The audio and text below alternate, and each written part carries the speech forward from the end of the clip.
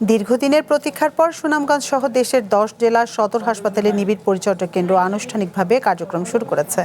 সংশ্লিষ্ট কর্মকর্তারা বলছেন, নতুন এসব আইসিইউ চালুর ফলে জেলা পর্যায়ে শিশু ও প্রাপ্তবয়স্ক জটিল রোগীদের উন্নত জরুরি ও নিবিড় চিকিৎসা সেবা নিশ্চিত করা সম্ভব হবে।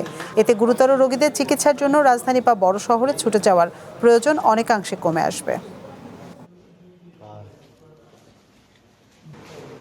করোনার সময় প্রায় আজ থেকে 6 বছর আগে এই কার্যক্রমটি শুরু হয়, যদিও সেটা ওই সময় আমরা সচল করতে পারিনি, কিন্তু বর্তমান সরকার ক্ষমতায় আসার পরপরই আমাদের মাননীয় স্বাস্থ্যমন্ত্রী মহোদয় প্রথমেই যে উদ্যোগটি গ্রহণ করেন, আমি সাধুবাদ জানাই স্যার। অত্যন্ত স্বল্প সময়ের মধ্যে আমাদের যা রিসোর্স আছে সেই রিসোর্সের মধ্যেই আমাদেরকে কিছু যন্ত্রপাতি হস্তান্তর করেন এবং আমাদেরকে নির্দেশনা প্রদান করেন অত্যন্ত স্বল্প সময়ের মধ্যে এটি চালু করার জন্য।